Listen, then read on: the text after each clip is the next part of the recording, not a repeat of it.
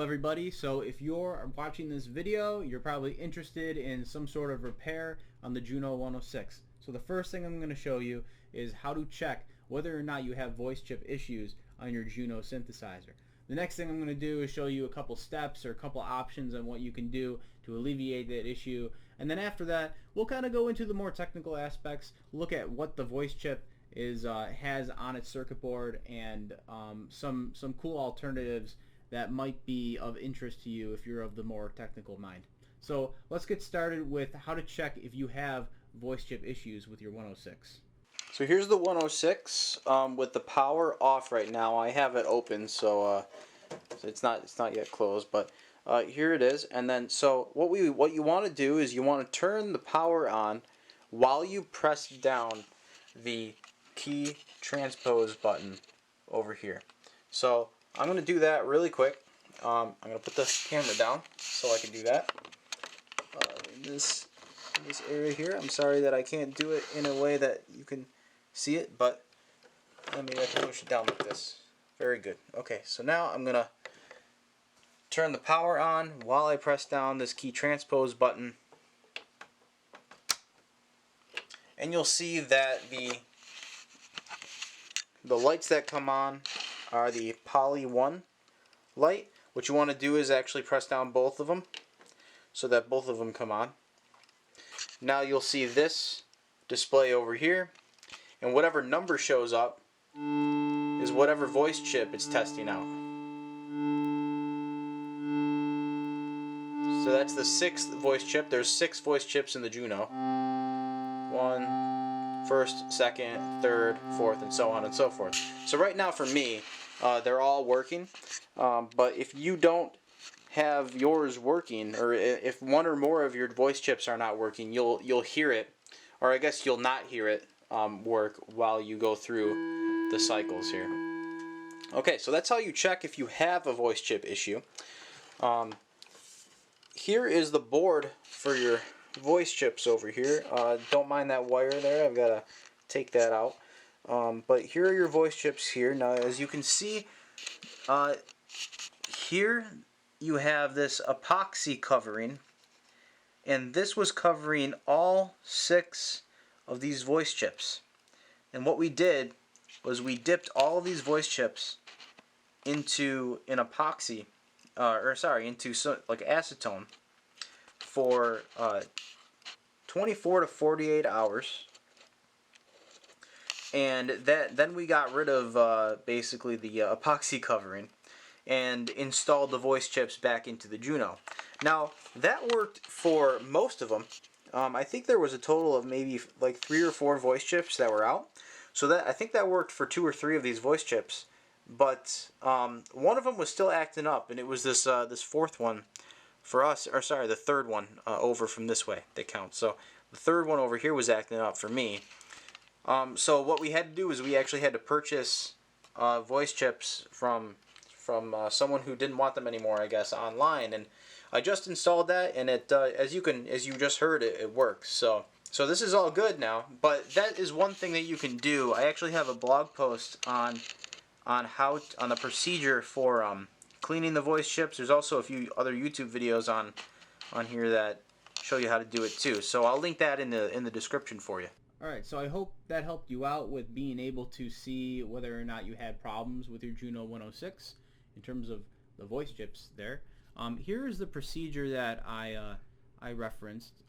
Emergency room post number 10, a Juno 106 acetone treatment. I posted this in 2017, and it's got the whole thing, the whole procedure for how to do the epoxy treatment on there. And then there's also some links within here. It's kind of hard to see the links. Like for example, there's like a very faint dark blue. But anyway, this is the post. I'll link this post in the description box over here. And then yeah, so that's what you would do. You can either do this, and if it works, that's awesome. If it doesn't work, there are a couple options. You can either go to eBay or Reverb or any of these other types of like buy and sell type of platforms, and see if there is a it's called the Roland AR80017 voice chip. That's the that is the Roland number for it. So you can search for that. You can see if there's one that's working out there and purchase one and see if that works for you. There are other chips out there that are designed as retrofit chips for the Juno 106. One really good resource is this here, AnalogueRenaissance.com. They did some really good research in being able to basically engineer a retrofit or a filter IC upgrade. So this is the AR80017A VCF VCA Juno 106 voice chip filter IC upgrade. Here's a picture of it right here, and it's got the same pin out, just like this. Here's the pin. Here's the layout there.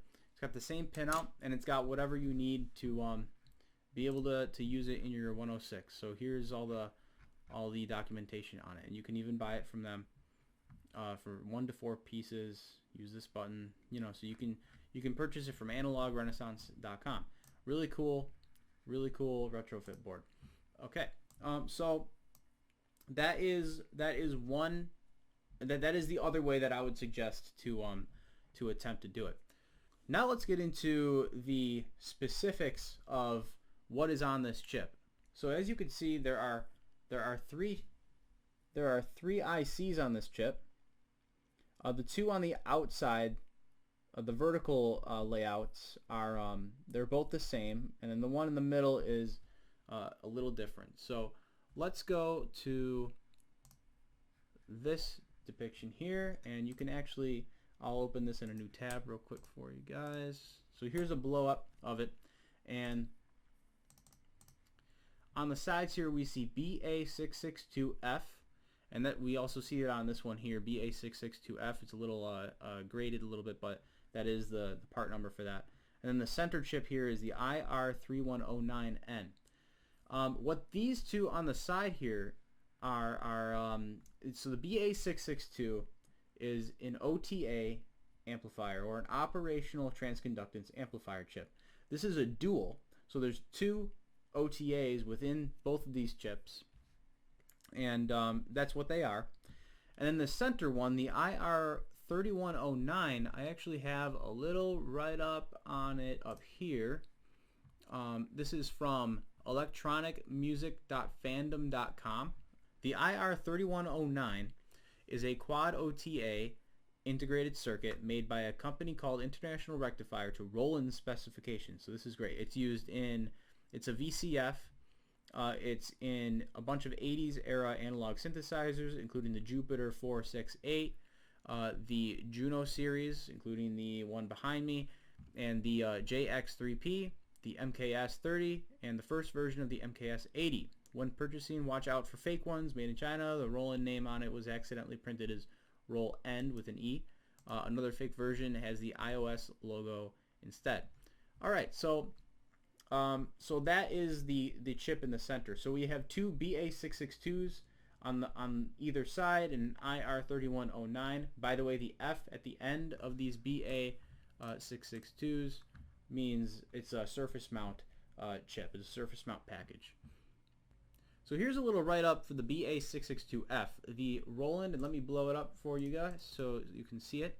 Alright, so the Roland 80017A chip array in the Juno 106 uses the IR3109 and SMD and two BA662F 14-pin SMD chips.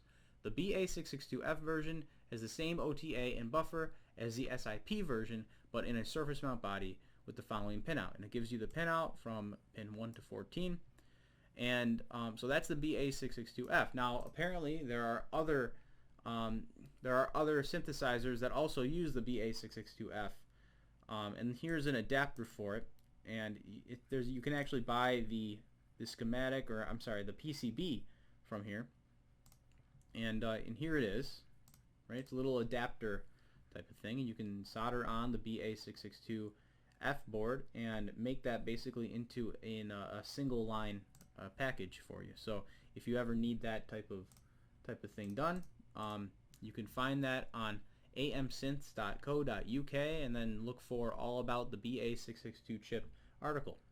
Now that's the BA662. Now we have the IR3109 here.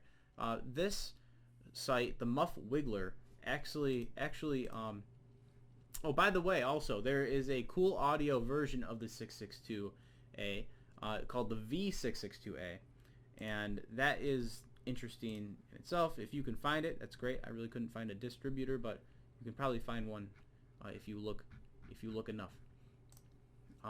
You might even be able to get it. So you can get it from Coolaudio, but one costs $12. So you might want to find a place that gets them in quantities, and then who sells them at a little bit of a lower price. Alright, so that is the 662A. This site, Muff Wiggler over here, has a whole forum post on reverse engineering the IR3109. So if you're a technical guy, or if you're into circuits here, it's a really cool thing to kind of dive into, to look through here. There's a lot of really good information from this, and there's 4 whole pages of forum posts. So I totally recommend just like diving in. It's really cool. It's really nerdy. Anyway, so that is my sort of overview on the Juno 106. Those are some of the sources that I dug up while I was digging around, and well, I hope it worked for you. Most of those links are in the description below. Thanks for watching. Like and subscribe, all that kind of stuff, and have a good day.